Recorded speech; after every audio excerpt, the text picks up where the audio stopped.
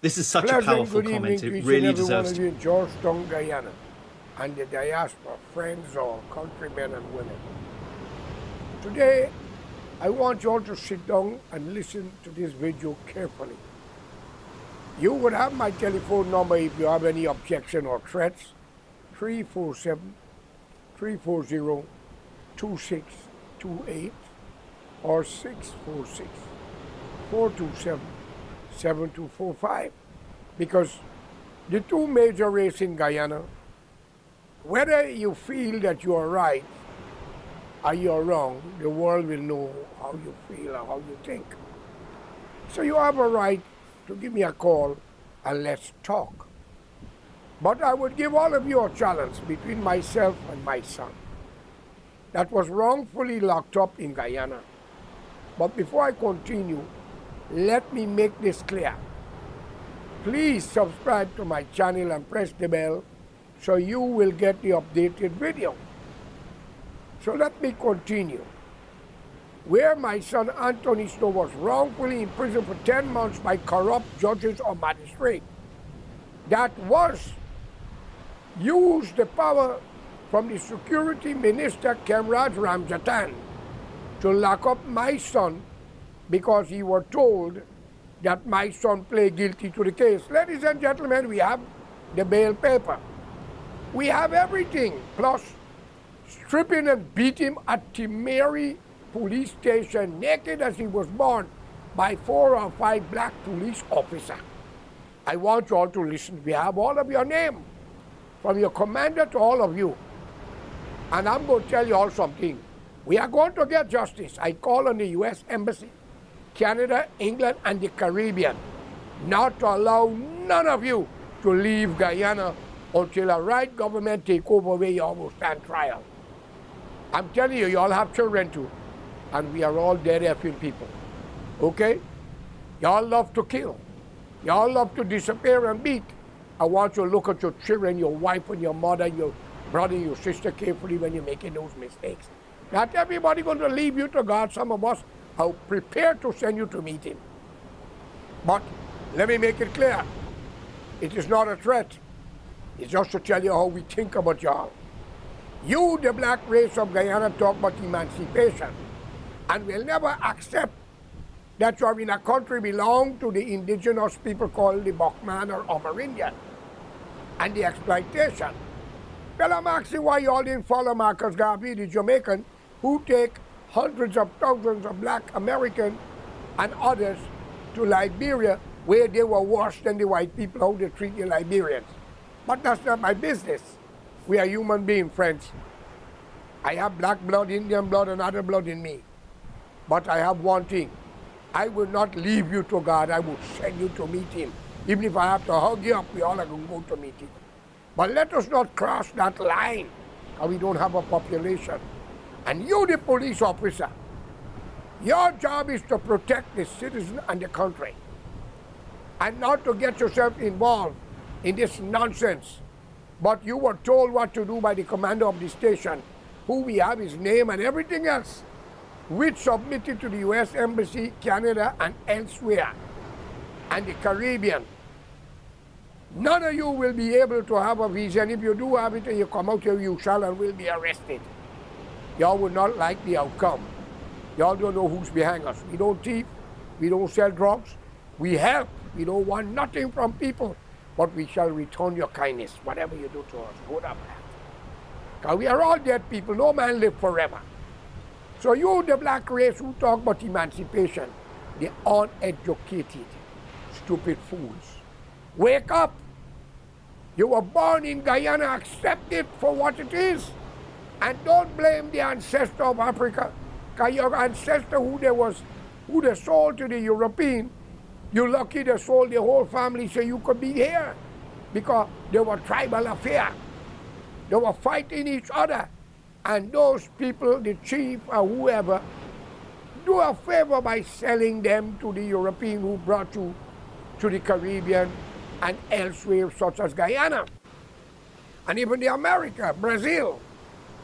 And today y'all are all kind of things, scientists, doctors, lawyers, musicians, actors, actresses, some of the biggest killers and thieves, which that killing and thieving tradition came from your tribal affair. That's why the ancestors sold you.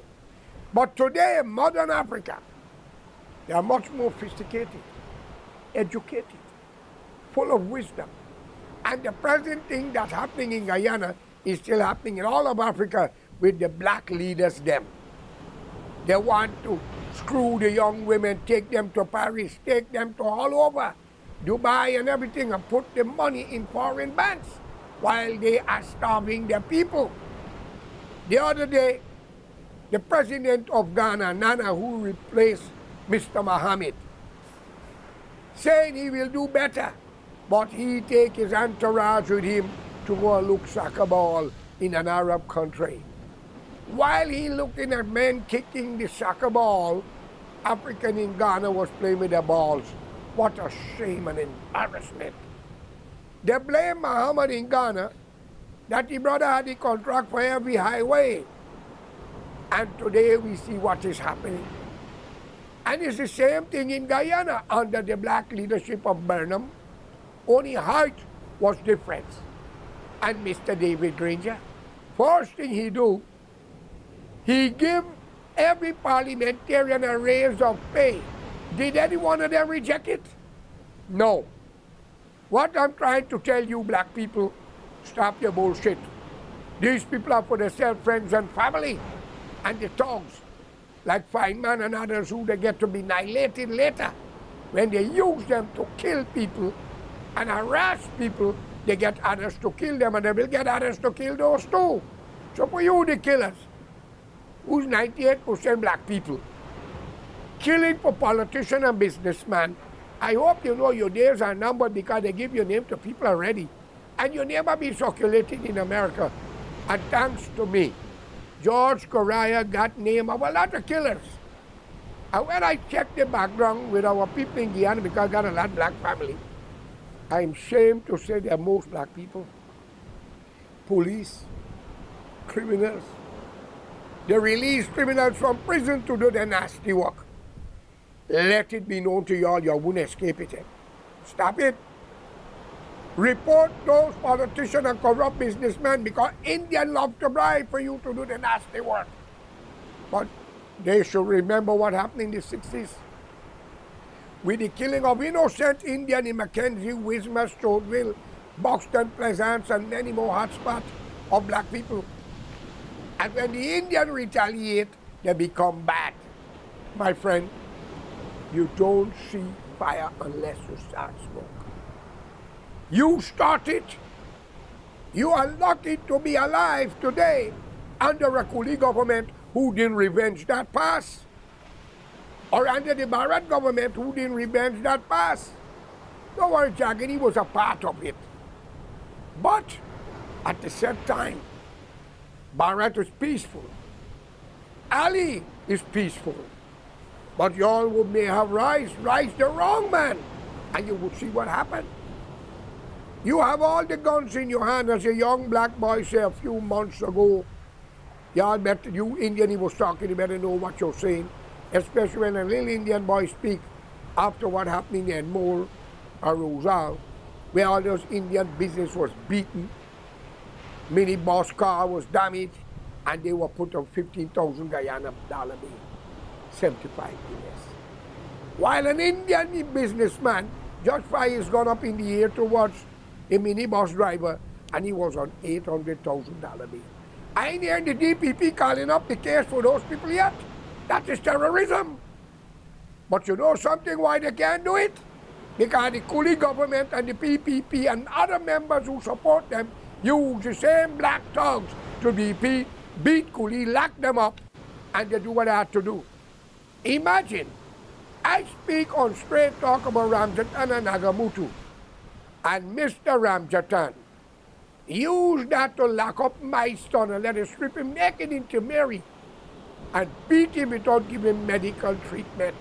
Come on, Ramjatan, you have children, your sisters in Queens. We are all dead people, Ramjatan.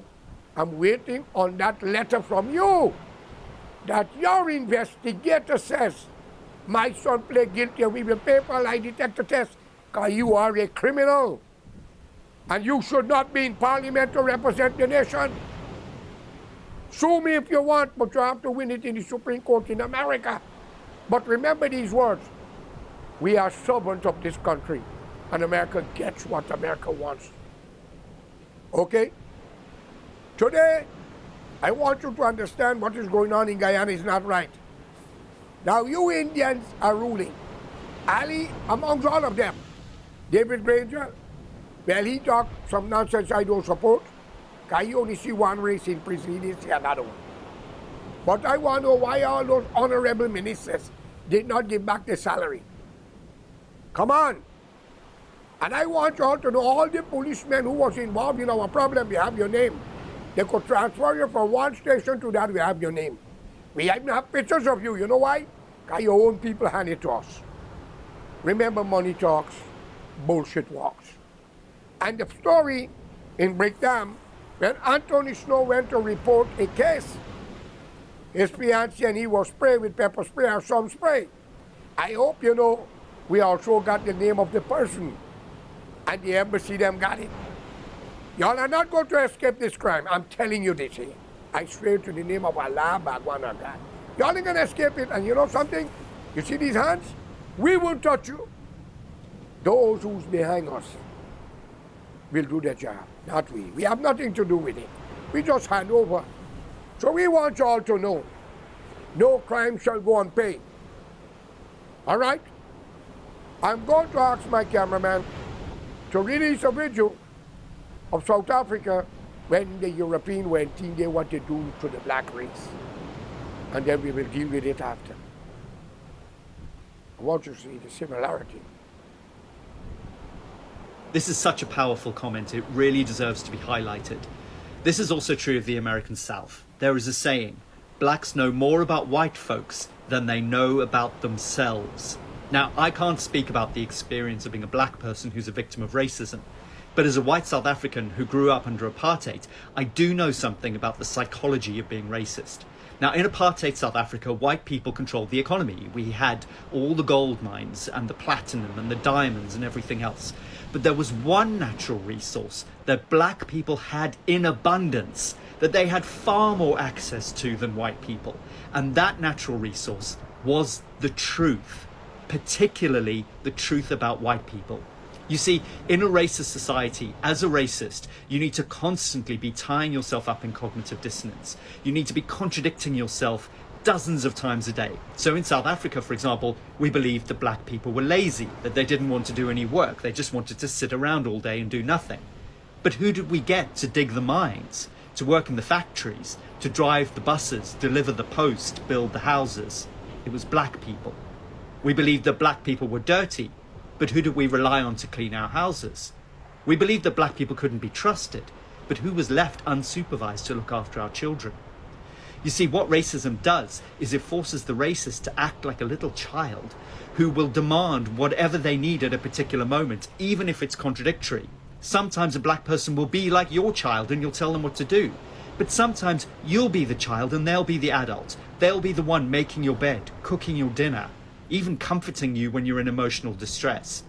Racism damages white people profoundly, and then black people are the victims of that damage. We transmit that damage into their lives. But fundamentally, black people will always know more about white people as long as white people continue to be racist, because they will have the objectivity of being able to see that cognitive dissonance from the outside.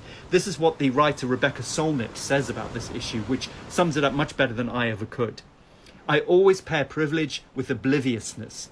Obliviousness is privilege's form of deprivation. When you don't hear others, you don't imagine them, they become unreal. And you are left in the wasteland of a world with only yourself in it. And that surely makes you starving, though you know not for what, if you have ceased to imagine others in any true, deep way that matters.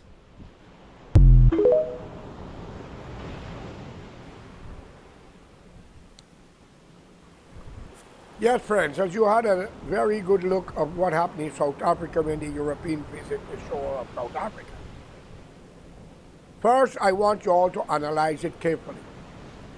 Whatever the European has done, owned the gold mine, the diamond field, and everything, and had the native African black working for them. It was totally wrong because that should not have happened. But at the same time, it do. In Guyana, it's no much different. You, the descendant of the African descendant from Ghana and India, you have done the same and doing the same to the Amerindian community, the indigenous people. That's why I come up with the phrase, the indigenous people rule by two dangerous people. Y'all may not like it, but I want y'all to know one thing. There is a God, whether you call him Bhagwan, God, or Allah is God. And his son Jesus said it. Do unto others you would like them to do unto you. You Indians, the educated, you have nothing to do with this. You love to fight for land what don't belong to you, like Ali at Latri, Pakistan. And Mr. Mohanlal who buy a dam. But I am asking Ali to sell me 6 inches wide. I don't want bigger, but y'all can't give it to me. 6 inches wide from shore to shore of the Essecuba River, the Demerara, and the Berbice. Can I, Ali? 6 inches is only this. Ali, please. The whole dam Mr. Mohanlal buy is about 80 feet wide.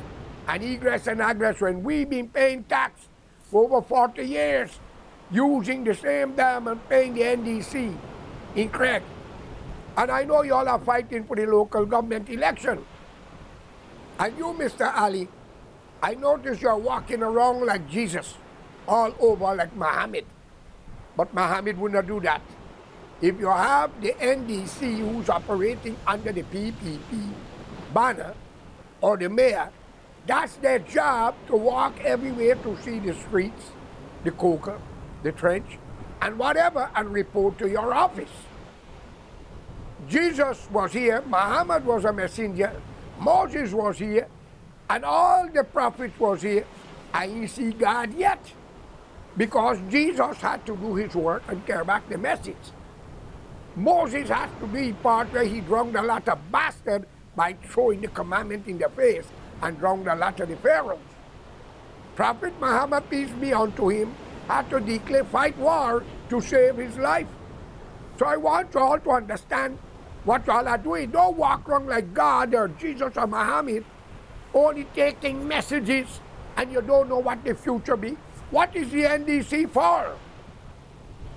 Any NDC operate by APNU or PPP.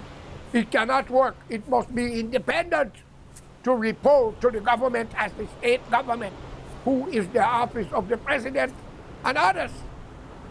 We have governor in New York, governor in Chicago, governor in Florida, governor in every state, but they report to the federal government. So come on, Ali, don't make people make us a fool. Wake up. We will stand at your corner because you are doing good, you are spreading out. But one more thing. I heard the people say Guyana gonna look like Dubai.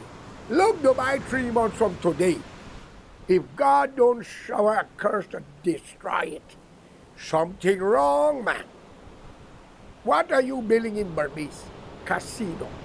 What are we really portraying? Prostitute, thieves, gamblers? Build a freaking hospital, schooling facility, and you could cut roads so the people could get to bridge in hours. Not casino. That's the second way of calling it a whorehouse. Come on now. Are you going to turn our young women as secretary or secretary? And our young men as security or criminals? Come on. We are jumping too high, Ali. You're a Muslim, don't do that. Okay? Please. And I want you to understand clearly. You have to deal with crime as a crime and reopen up the case of all the past. And let it be known. All these women that is getting murdered, you got to put your foot down on it.